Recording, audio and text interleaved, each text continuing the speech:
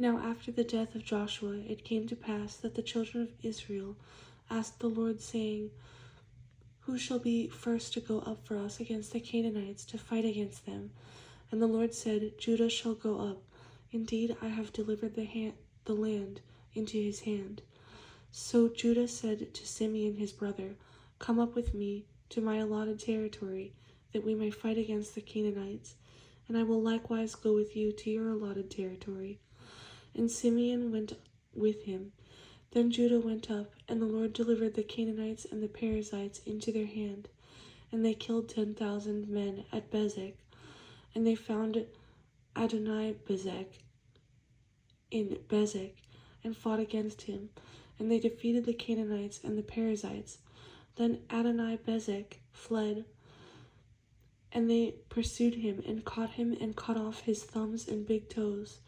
And Adoni-Bezek said, 70 kings with their thumbs and big toes cut off used to gather scraps under my table, as I have done. So God has repaid me. Then they brought him to Jerusalem, and there he died. Now the children of Judah fought against Jerusalem and took it. They struck it with the edge of the sword and set the city on fire. And afterward the children of Judah went down to fight against the Canaanites, who dwelt in the mountains, in the south, and in the lowland. Then Judah went against the Canaanites, who dwelt in Hebron. Now the name of Hebron was formerly Kirjath Arba, and they killed Sheshai, Ahiman, and Talmai. From there they went against the inhabitants of Debir. The name of Debir was formerly Kirjath Sepher.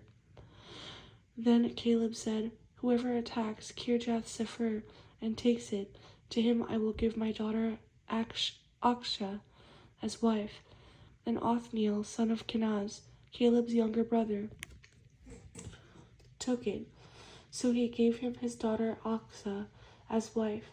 Now it happened, when she came to him, that she urged him to ask her father for a field. And she dismounted from her donkey, and Caleb said to her, What do you wish?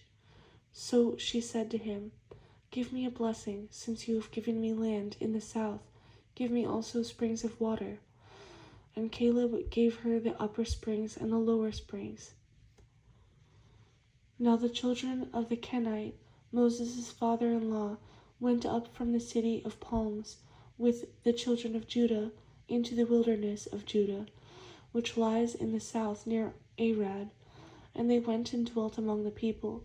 And Judah went with his brother Simeon, and they attacked the Canaanites who inhabited Zephath, and utterly destroyed it. So the name of the city was called Hormah. Also Judah took Gaza with its territory, Ashkelon with its territory, and Ekron with its territory.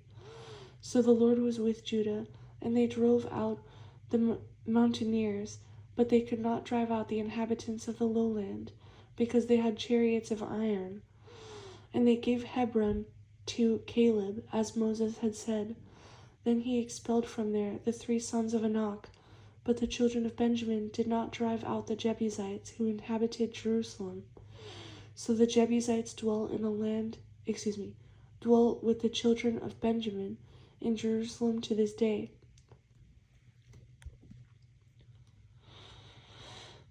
And the house of Joseph also went up against Bethel, and the Lord was with them.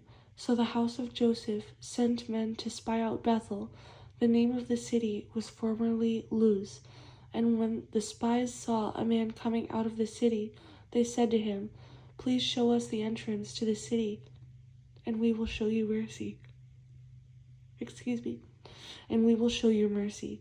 So he showed them the entrance to the city, and they struck the city with the edge of the sword. But they let the man and all his family go.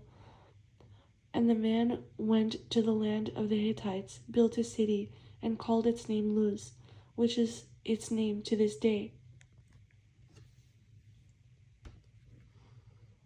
However, Manasseh did not drive out the inhabitants of Beth Shean and its villages, or Taanach and its villages, or the inhabitants of Dor and its villages, or the inhabitants of Ibleam and its villages, or the inhabitants of Megiddo and its villages, for the Canaanites were determined to dwell in that land.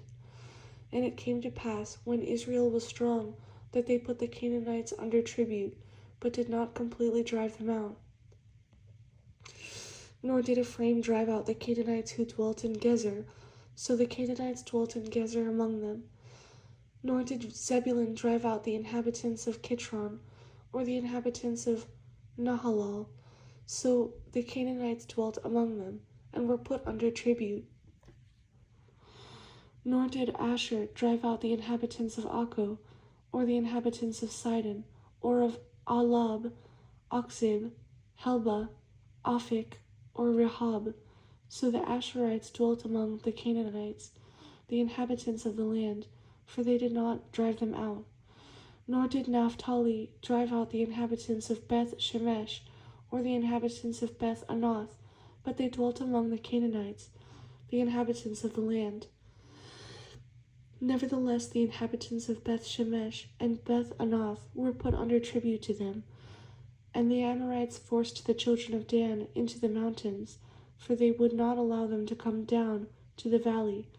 And the Amorites were determined to dwell in Mount Herez, in Aijalon, and Shaalbim. Yet when the strength of the house of Joseph became greater, they were put under tribute. Now the boundary of the Amorites was from the ascent of Akrabim, from Selah and upward.